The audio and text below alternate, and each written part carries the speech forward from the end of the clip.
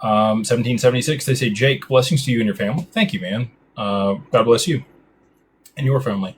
What would you recommend for the next best thing to working with DAG and DWP under 10K XRP, avoid taxes and protect your wealth before I'm able to do an LLC? Hang out. I literally just did a whole webinar on this the other day. If you have 10,000 to 50,000 XRP, the different things that you should be thinking about and at which points.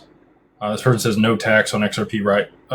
All digital assets currently have capital gains tax associated with them. They are taxed as property or a capital asset here in the U.S. Other jurisdictions, depends on where you're at, don't have to deal with the tax implications. And some, Japan just moved digital assets from a financial asset to infrastructure, or maybe they moved them to financial assets, and now they have a 20% capital gains tax across the board there in Japan on digital assets, and that includes XRP. So, Japan just went from 55 to 20. So the rest of the world's trying to catch up here. I think tax and that regime and how that's going to work with digital assets will likely be later this year. I interviewed the head of NABA, which is the North American Blockchain Association.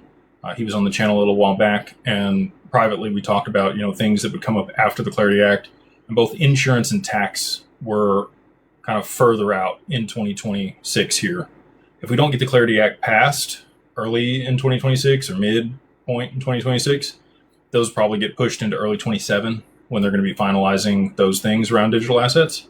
And so, I don't know. I think in the short term here, you're probably still going to owe taxes on your digital assets. I'm hopeful, just like everybody else, that those go away, but you got to live in the paradigm that currently exists and the current, regulations around stuff.